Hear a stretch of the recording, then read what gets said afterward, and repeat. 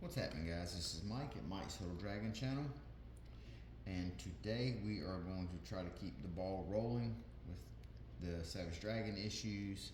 I've got in front of me issues number 38 and issues number 39.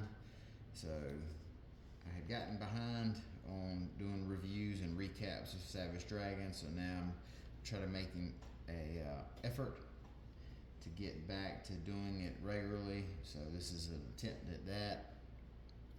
So last we had seen Savage Dragon, issue number 37, and always I can't start the recap without saying that Savage Dragon is brought to us by creator, writer, penciler, inker extraordinaire, Erik Larsen.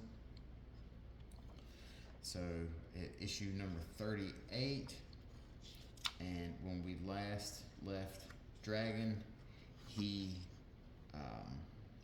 had defeated the Martian invasion. We had seen Cyberface take over leadership of the Vicious Circle. So that is kind of where we are at. Cyberface has rallied all the freaks and a bunch of the townspeople from Chicago, a bunch of the people in Chicago, and here he is out in front of the courthouse, or whatever this is. People of Chicago, the Martian attack has left your city a shell of its former self. Many of you have suffered a great loss, and I feel for your suffering. Your mayor has not done enough. Military and law enforcement were not prepared. This city deserves better. Yada, yada, yada. Cyberface will not let it die. So we see that he is taking advantage of a city that was just pretty devastated by the Martian invasion. And him and all the Vicious Circle are standing up front. They've got Savage Dragon strapped up here, crucified, so to speak. And Cyberface is saying, this is your protector, and yet in your time of need, he wasn't here. So Cyberface is really trying to put himself out at the front. You know, he wants to nominate himself to be not only leader of the Vicious Circle, but he wants the people of Chicago to put him up on a really high podium. And then underneath, we see some of the people, some of the homeless heroes of Chicago. They're observing it, but they don't have enough numbers to come out and attack. Mighty Man shows up. Powerhouse punches Mighty Man. Here's Freak Force. And this issue here is just one giant battle for the most part. We got the cops. They're strapped up. And then Dragon says, you know what, this is enough. He breaks the giant X that he was strapped to, breaks that in half, and now he's taking the battle to the Vicious Circle. So we see all of the crazy looking characters that Erik Larsen has designed, like this guy here with two heads.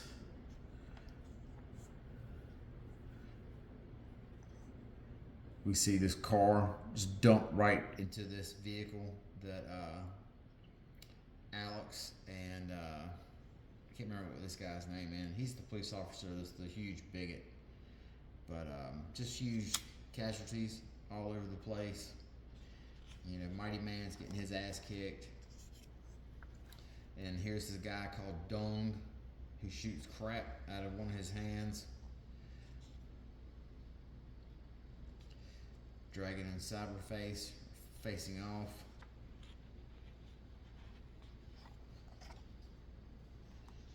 Dragon punches him in the stomach.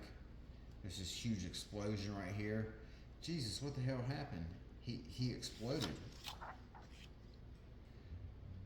So apparently what had been going on is one of the guys from the Vicious Circle was I think it's this guy right here, was giving Cyberface a power upgrade. He'd made him more powerful than he normally was. And then when Dragon punched him, it just caused him to explode. The energy he wielded must have been more than his mortal body contained. Now his pals are all hitting the road. So just as fast as it started, it's all over. Like Dragon says, this guy here, he finds the brain of Cyberface, which we already know which direction that's headed, with the ape that has a person's brain strapped to his head. And everyone here is just basically congratulating Dragon, this, that, and the third. This is Police Chief Mendoza. He's the guy who's like a real pain in Dragon's ass, just like out of any 80s cop movie. You're suspended. I've never seen a more wretched group of incompetents in all my years on the force. But we do know that this guy's in cahoots with some bad guys, so that's why he's been busting Dragon's chops. Meanwhile, we see police officer William telling Dragon, basically pouring his heart out to Dragon about his experience dating, or him hooking up with, I can't think of what the lady's name is. Rita? I believe it's Rita. The big statuesque redhead. Things didn't go the way he planned. And meanwhile, Dragon's sitting at his desk doing a ton of paperwork. And see, here she is. She shows up. And basically just says, hey, things will be okay. Let's try again. Let's go out on another date. So things are turning out good for these two. Meanwhile, Dragon's doing paperwork. His two girlfriends are there. Rapture, his ex-girlfriend, and the current girl he's seeing, they run into each other. And you can see Dragon's just like fucking fed up with everything. Then we see Mendoza. He's in cahoots with the Horde right here, which the Horde, what they are is basically a whole body of mind control worms. So that must mean that Mendoza's under the influence of the Horde.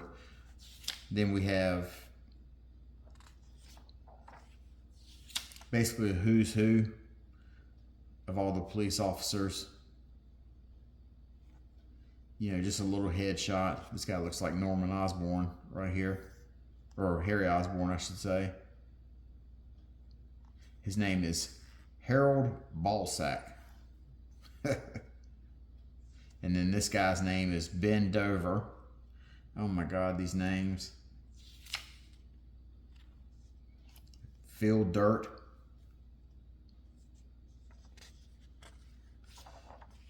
So these are, every police officer that's appeared. Eric Larson has done a kind of a little breakdown with their name, date of birth, place of birth, etc., etc. It's real commitment right here to giving us all these guys' names, because most of them have only showed up for a page or a panel or two at best. And then he goes all in with their height, weight, sworn in date.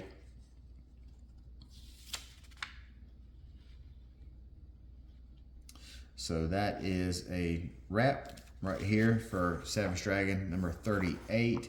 And then we mention here, or Eric Larson writes here in the letters page, it's another boy. Joseph William Larson was born on May 12, 1997, weighing a whopping 8 pounds, 14 ounces, and 22 inches long. So that is his second son, I believe.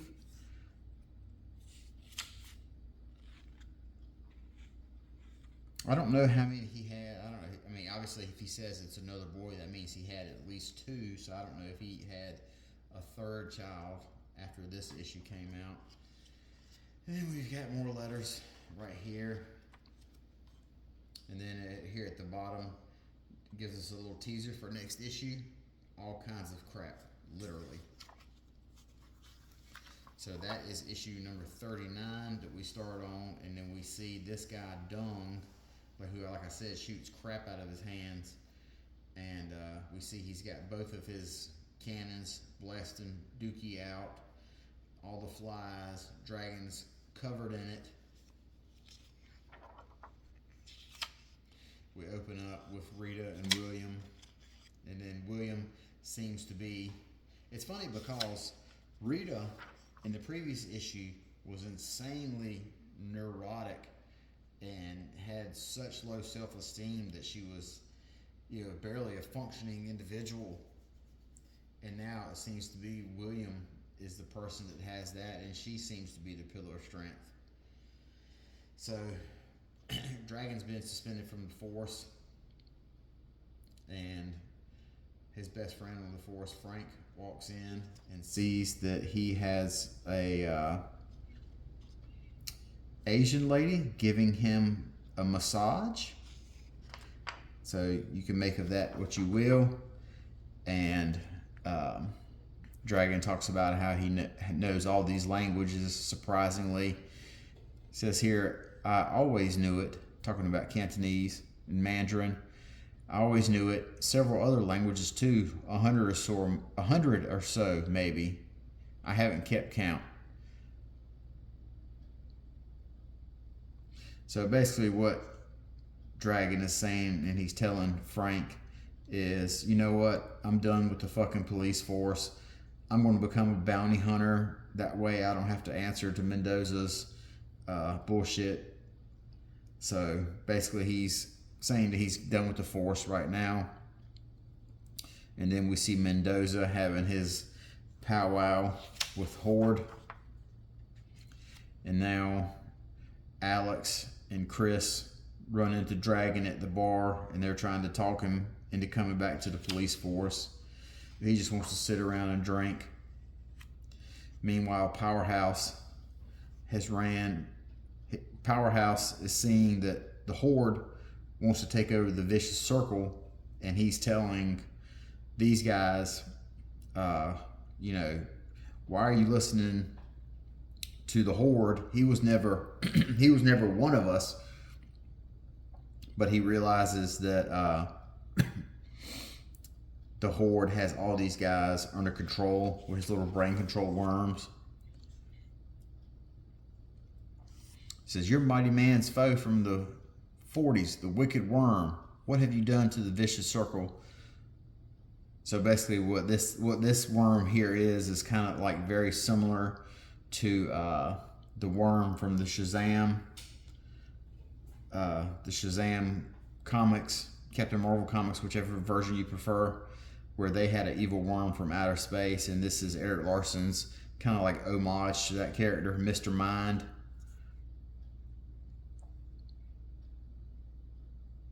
Powerhouse just says, you know what, screw this, I'm out of here.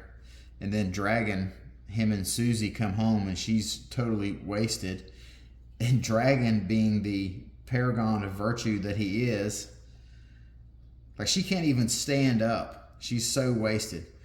And Dragon says, "Don't worry, little lady, you're in good hands. I'll see to it that you get to a nice comfortable bed.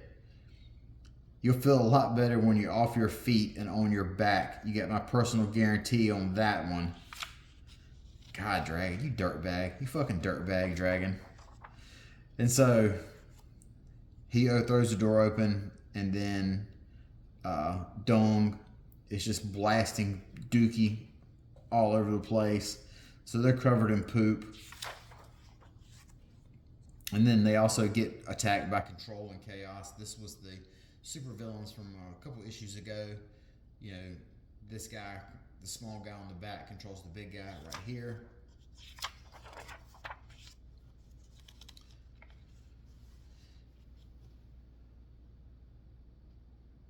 So these two guys they're leading a attack. They're the only ones who are attacking Dragon. Dragon says, "Look, I'm fed up with your shit. You destroyed my apartment, ruined all my stuff, and spoiled my evening. Now you want to steal my date. You can't count the number of pieces I'm going to tear you into." He sounds super tough for a guy that's covered in Dookie. "Stand back, you eye. My high-pressure hose can turn her head into tapioca. Release the girl and live, Butterball. You're out of options." So now, a funny thing is, this guy, he always has like a very peculiar way of talking. And apparently, I believe he is based off of a local DJ that Eric Larson knew in San Francisco, where he was drawing the dragon, or where he lived at. And the guy on the DJ on the radio program had this really strange way of talking as well, and all these catchphrases and stuff. So that's why Dung talks that way. So Dragon just takes one of Dung's cannons, sticks it in that thing's mouth, turns it on, kills him, blows his head right up. Then Dragon says, "Damn, I can't believe my girlfriend took off. So much for seeing some action tonight." Which is so strange. I mean, everyone's covered in shit. Are you still horny? Even that? Dragon comes back to the force, tells everyone this is it. And everyone say, "Well, we're going to miss you, blah, blah, blah, blah." And then Officer Mendoza says, "We actually have someone here that's going to fill the dragon's shoes."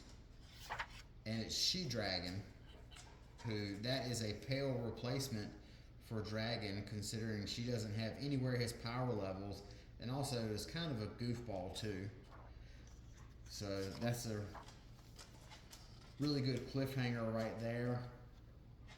And then Eric Larson lets us know, next issue, everything's different now. So I think next issue is where they'll begin with Dragon being the bounty hunter, and then slowly starts to lead the government superhero group. But that is issues 38 and 39 of the Savage Dragon. So we are chugging right along. Like I said, I've really made more of an effort to get back to this. So maybe I'll get a couple more issues reviewed in while I'm off for the weekend. So we'll see. But till next time, you guys take care. We'll talk to you later. Bye-bye.